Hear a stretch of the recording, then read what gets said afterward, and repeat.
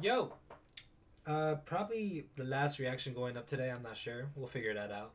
But I was scrolling through my feed. I ended up finding this video called TikTok's Unintentional Curse on Hip Hop. Shit sounds interesting to me. I know for a fact this is gonna have to do with like how like you could blow up on TikTok, you know, musically and shit, and then like the next second the algorithm's gonna fuck you up, and then all that hype just, you know, just completely yeah. So anyways, let's get into the video. I'll drop the link to the video in the description below, so let's just get into it. TikTok is everywhere. In the United States, the presence in the courtroom and on the screens of 50 million daily users makes the social media giant inescapable. Facts. It's affected so many parts of life, including dance, humor, and education. You can't go anywhere without seeing somebody do a TikTok or somebody talking about TikTok. That's just society now. But its greatest impact is undeniably on music. Facts. Artists can go from underground to #1 in only a few days thanks to the app's influence. And Algorithm. rappers like Lil Nas X and Roddy Ricch both directly benefited from this phenomenon. But while it seems to be one of the greatest things to happen for the growing industry of hip-hop, it's proven to be just as efficient for eliminating the potential stars of tomorrow. When the hype dies down and these blossoming rappers are called upon for another hit, the results range from embarrassing to downright tragic. It's your boy Luesta, and this is TikTok's curse on hip-hop. Subscribe to the But boy. before we jump into really it, let me tell you guys about today's sponsor, PrizePicks. TikTok has truly taken the world by storm, with 1 billion monthly users across the globe. Despite only being the 4th largest social media platform, what gives it an edge for hopeful artists is the young demographic that it's captured. And these days, one can argue that there's no better place to make a name for yourself than TikTok. As social media has become the ruling force in today's culture, even the most old head rappers have begun acknowledging its vitality in the game. You gotta be active on your socials That's socials media is the way of life. But the flip side of that is it's easier to get on than it was back in the day. So it's a gift and a curse. There's so many more people rapping than it was back in the day. Now you could post some shit up and everybody could see you. You could literally go viral off of anything nowadays.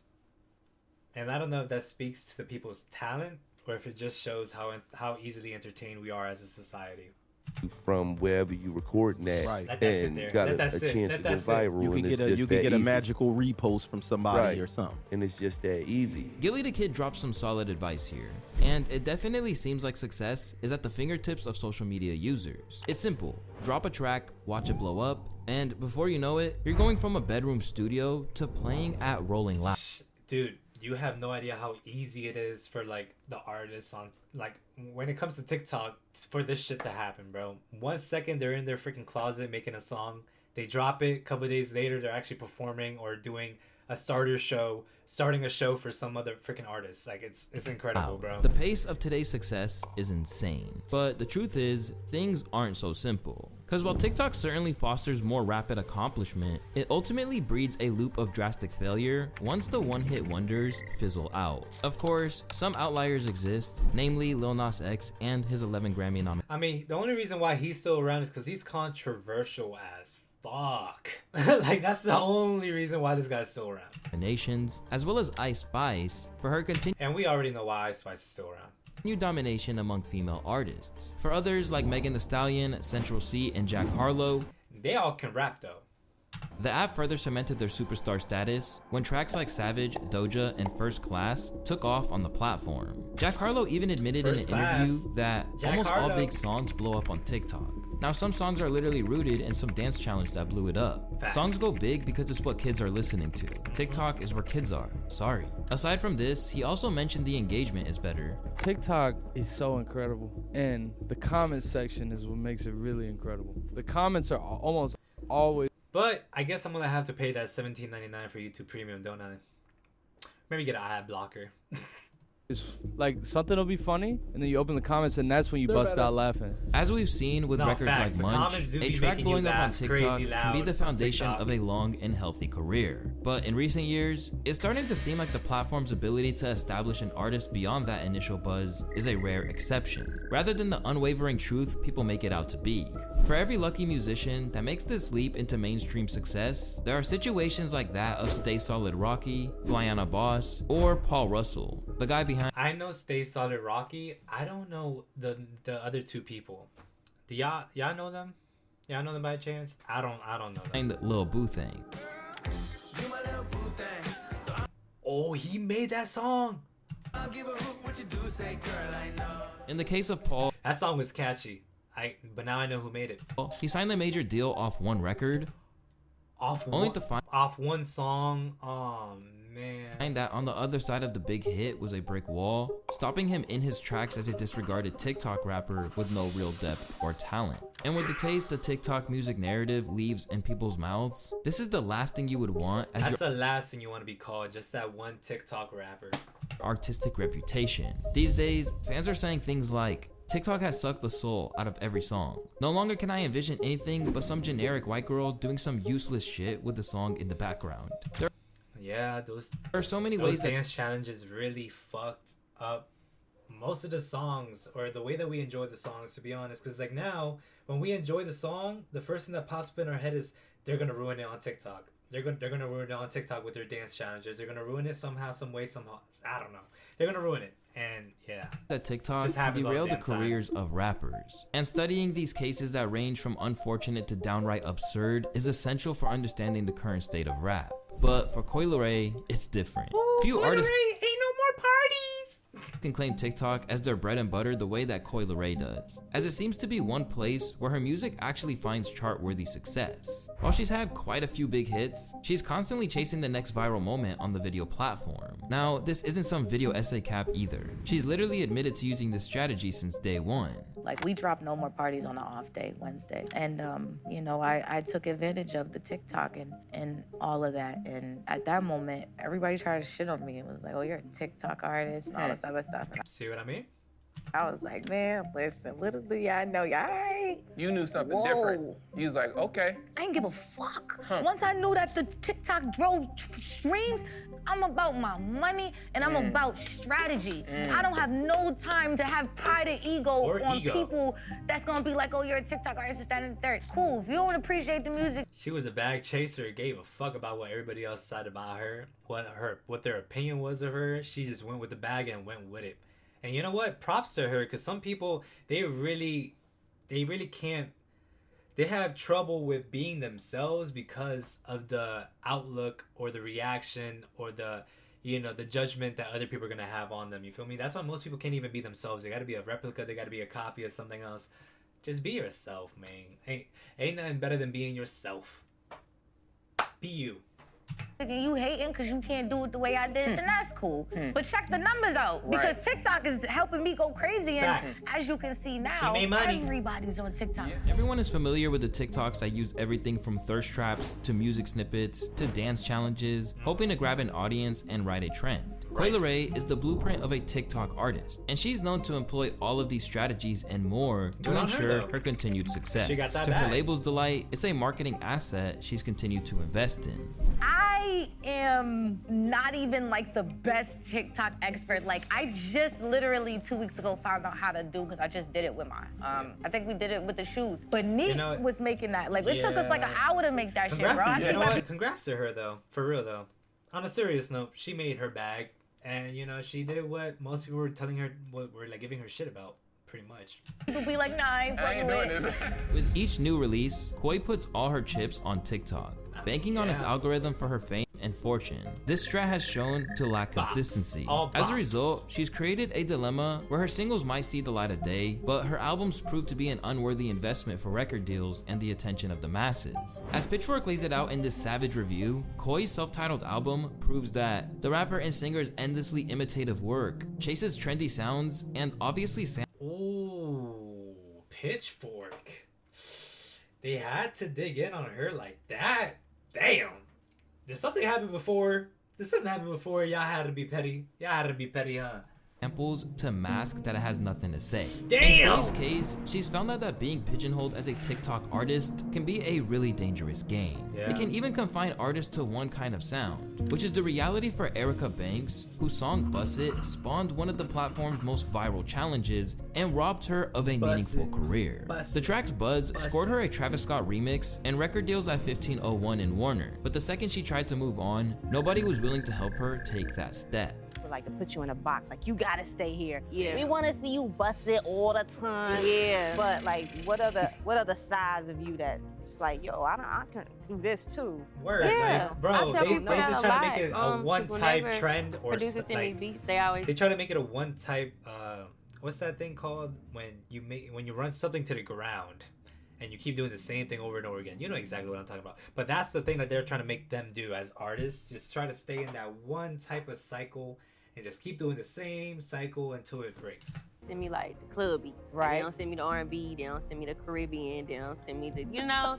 And I can pretty much do everything. I have a song for every genre as far as what's in the vault. But I always want people to know that I'm not just the club girl. For years since she had her major hit, Erica pulled out of her contract to regain independence, leaving her $500K in the hole and nothing beyond a one-hit wonder. Hey yo, I'm not tweaking, right? Like her nipples This is are the almost exact out, kind of fate right? that Philly's Like, that's Armani crazy. What the White fuck? is looking to dodge as well. Armed What with the one of last year's biggest hits with his groovy track Billie Eilish. Bitch, I'm stylish. Glock talk, big t-shirt, Billie Eilish. Watch on my wrist, but I want that diamond. This Nori sampling, superstar That song referencing was Smash hella Single, catchy, immediately bruh. pulled Hella him from being an catchy. underground rapper to star status. Yeah, it was Ever too since, catchy. he's insisted that he'll make it happen again.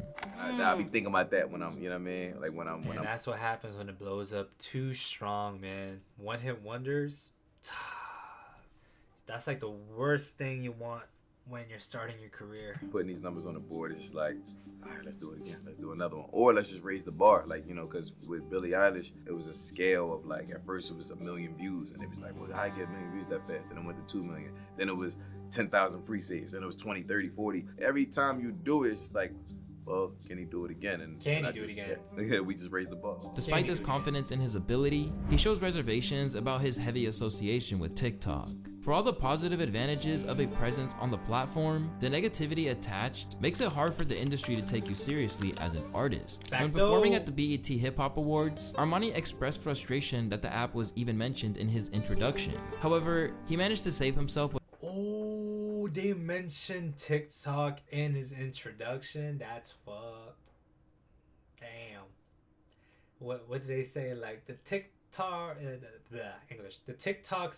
the TikTok sensation, some bullshit like that. It's insane. with a positive spin. It was like validation before that. Even when they bought me out, it was like, you know, TikTok, like Fat Joe gets on the mic, TikTok is very heavy in the culture. And I'm like, why do they keep saying it's TikTok?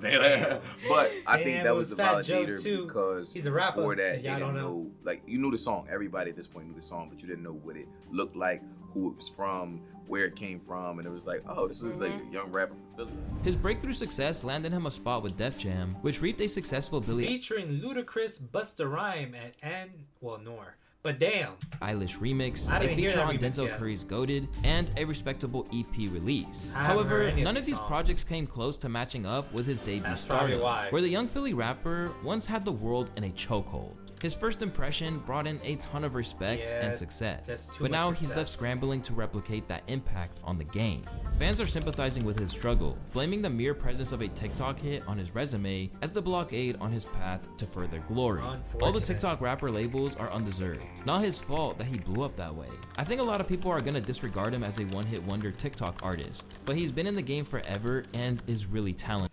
Okay, so if that's the case, then he's really not a one-hit wonder, man. You know, he's kind of like, what's that guy who made Somebody That I Used to Know? Gotti, something like that. He had songs before, but since that song blew up, it made it seem like he was a one-hit wonder. And if you really look into like his story about like that song and everything, he wasn't a one-hit wonder, but it really made him seem like one. So. As he struggles to curate his next big break, Armani still has some hope to cling to. Meanwhile, Sofago's TikTok deal has left him struggling. Honestly, I still hear about this guy, so he's still he's still somewhat relevant. Struggling on the wrong side of success. During the quarantine days, SoFaygo exploded on TikTok with Knock Knock, which is a track off his Angelic Blitz helps you win up to 20% more games. Keep track of your accuracy, headshot. 7's album. Strangely, the track didn't receive attention on the platform until far after its release. It was weird seeing Knock Knock get this big, but when I first dropped Knock Knock... Is that a Mickey Mouse tattoo on his neck? Is that copyright? This was years ago. No, I'm kidding. It actually had like amazing potential, but it just didn't reach that potential until like a year later. So it's just like amazing to like see what's going on now with the song, just, you know what I'm saying? Cause like we always had faith in Knock Knock, but like now it's like really his time. This breakthrough record had the whole world believing in him, so much so that he signed with Travis Scott shortly after the track's release. But as quickly as he was placed in the spotlight, he was left to gather dust on a shelf. Damn. Fans began to speculate that LaFlame may have been sabotaging him all along. Faygo has a lot of potential, and signing to Travis has been damaging. His growth has come to a complete halt and is even declining. In this time, everything moves so fast, and I think people could get over Faygo before he even got a proper start. In social media nowadays, if you can't keep a hype or some sort of buzz about you or your name, your brand, you get left behind pretty fast in social media, especially nowadays. Like years ago, you could kind of get away with like, you know, going MIA for like maybe a month, a 2, you know, maybe 5 months, whatever, a year maybe. But nowadays, if you go away for like 3 months or so, maybe like a month even, depending on how many people you actually have following you, you could really become a nobody in a month, 3 months, 5 months. Social media is a whole nother type of demon. Unfortunately for Faygo, this post nailed what the future would hold. By the time his debut album Pink Hearts finally reached the radio, not even Gunna, Ken Carson, and DJ Khaled features could prevent the massive flop. Damn. Left devastated, Faygo lost all patience and targeted his frustration by lashing out at his fans online. That's one of the worst things you could have ever done. Why? Because your actual like real fans, your actual supporters are the motherfuckers who are like actually listening to your shit, giving you your streams. Besides TikTok. So it's like, why the fuck would you go after your fans, bruh? Come on, man. Rather cut all you fake ass half supporters loose and rock with the people who really fuck with me. My fan base is only gonna get stronger over the years. I just need my fans. I don't need critics telling me how to live my life or make music. You gon' make $1 million since you know so much. Despite these claims of growth, Faygo has yet to come close to those first day heights again. As he steadily continues to drop, it seems as though nobody is taking notice. What a shame. Broke hair 2021 and disappeared. As seen in the case of Faygo, TikTok success sets high audience expectations, but it also leaves blossoming artists with a big head. I mean, just look at Satori Zoom. Who? Who is this guy? Who is this guy? He looks like Post Malone if he never got face tattoos and, you know, kept the weight. Back in 2020, his track Buster made waves on the platform. How did this blow up? Just asking for a friend. And suddenly, he started talking like he was a shoo-in for a big money deal. Now I think about it, he kind of looks like a wannabe Suicide Boys. Am I reaching? Might be reaching. People in some quote-unquote higher positions would look at me. Just without the tattoos. They might think I'm just another bullshit artist, someone they can make money off of. But the last thing I am is a fucking pawn. I'm a fucking paragon. Just that shrug was enough of an answer. That's pretty much it. Really? Yeah. They can suck a dick. His cocky attitude was something his fans bought in on as well. He's gonna be the biggest rapper of 2021. That's who. But here, we see TikTok's illusion of success strike again, as his most recent video barely gathered 20,000 views. Many artists have witnessed these situations unfold, which is why people like Flo Milli are doing everything to curb the TikTok artist tag before it collapses their reputation. After her track Beef Flow Mix and her feature on Y'all know her? I don't know her. Not Mean got her major buzz on the platform, Flo initially rode that wave of popularity and did so unapologetically on an interview, where she openly stated that the platform of her breakthrough didn't really matter to her. She was just grateful for the opportunity to some crazy sounds in here. shine. Unlike many of her peers, she was also comfortable embracing the label of a TikTok rapper. While she was confident in her ability to succeed outside of the app, when making these comments back in 2022, she was quickly humbled when her first studio album didn't even graze the charts. 2 years and 2 albums later, Flo has begun to acknowledge the issues and false perceptions that TikTok has created for her, and how difficult it was to live up to those expectations. You know, I think because social media has made people feel like, and even me too, I'm a victim of it. Like, it made us feel like we're supposed to like get success so fast. I mean, but that's not really the reality of social media and reality, like two different things. You get so popular. It's like you gotta really just come back to reality and know you gotta really work for this shit. Stuck in rising star status. It makes it feel like you actually blow up, and like you were actually like famous. You made it, but then when reality hits, you didn't make it. You have to come up with another song that's gonna reach the same heights, if not bigger heights. You can't do it sometimes. It's for an unfortunate stretch. Flo Milli has finally begun to climb her way back onto. That's Flo Milli. Oh my God, I haven't heard of her in a minute. I literally missed out her name in the first couple minutes. Damn, that's her. Damn, what happened to her? Wasn't she on some like XXL magazine? The charts as a feature on Lil Yachty's Never Lose Me. But of course, this song's success catapulted thanks to TikTok, further solidifying her as an artist who can't escape the confines of the app. Within the app's many issues for artists lies an underlying issue for all of its creative users. As the market floods to the video sharing platform, the window of success only shrinks. With this in mind, will TikTok ever be responsible for the stars of tomorrow? Yeah, of course. There's hella people who blew up off of TikTok and still making bangers today. Well, as TikTok grows and changes, presenting itself as the ticket to fame and fortune in the digital age, it's important to acknowledge that even the ones who pulled off this rare feat have learned that the formula isn't as simple as overnight success. Like Lil Nas X, who proved that success was obtainable on TikTok and made impressive feats in the industry thanks to his explosion onto the scene. But with his recent J. Christ campaign finding tons of success on TikTok, it for some reason didn't translate to the charts, where his song didn't even come close to the top. Why would all the controversy have anything to replicate with the music? I mean, maybe that's just me. Maybe I'm just thinking differently. But if I see something controversial, I'm not gonna automatically assume like, hey, this is gonna make the song so much better, or my music so much better. I don't know. I can't think that way. 50. So we're in a time where millions of views on teasers still don't guarantee a successful track. And the days where rappers could organically produce these numbers are long gone. Take Roddy Ricch for example, who literally reactivated his social remember the box? Banger. Media just because he knew his song would go viral on TikTok.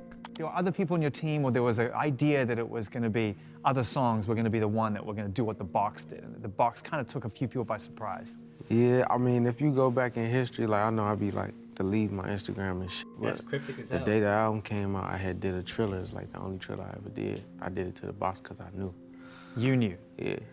Why? That was like my little sign. Like I know this is gonna be the one. So okay. You're the only person then that I can ask this question to. What was it about that song? Thinking back now 2 years after you put it out, what was it about that song that you knew had that special thing about it? With different songs, you just have a feeling. Yeah.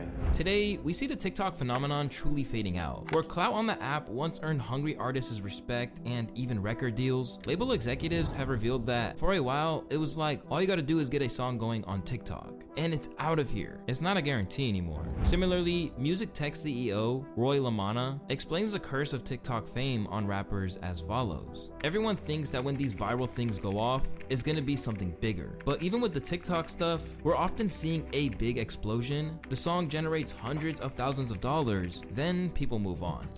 Exactly. Man. And that's just TikTok in general. There's no connection to the artist. It's a fleeting moment. An elite manager also admits that more people are investing in songs that might not have the artist proposition attached to them. By default, if more of the people responsible for breaking CJ So Cool. Wait, is that his name? I don't know, but the guy who made that one song, the fudge. Y'all know who I'm talking about. This guy right here, New York guy. Apparently, he did not originally make his name. It was the name of a gang member who was actually in jail that he took it from. You know, Yeah, crazy. Acts are focused on songs. This guy wasn't even a real like actual like gang member. I think he ended up being exposed for being just like, you know, a wannabe or something. I don't know. You have a landscape where there are a trillion one-hit wonders, where they see talented rappers who are expected to make it, now left dry and Lil Mosley. endless. The reality of TikTok's illusion becomes crystal clear. My advice, young artists need to remove their focus from those TikTok smash hits and instead on finding the necessary building blocks of a role that's worthwhile in the rap game. Facts. Not facts. W video. Hey yo, see, things on TikTok be interesting, man, cause like that's kind of like the other side of the TikTok that you don't really see. Like you see what happens when people get famous off of one song and then they're able to actually recreate the same type of like popularity that came with the first song that actually blew them up. But then there's this side where like a lot of artists don't end up keeping the hype, keeping the energy, keeping the momentum that they made off of their first song when dropping a second one. And then it just dies and it crashes, and then they get labeled as a TikTok artist or a TikTok rapper. And yeah, no, it's something you don't ever want to deal with, but unfortunately it happens to a lot of these rappers and artists out here. But yo, if you guys enjoyed the video, if you guys you know, fuck with the guy who made the video, I'm gonna leave the video down below in the link down below in the description so you guys can watch more of his stuff. Yeah, if you guys want to watch the reaction live and stuff and like hang out and chat with other people and me, we're on Twitch. You know, we just be hanging out here on Thursdays and Fridays most of the time. Wednesdays I try.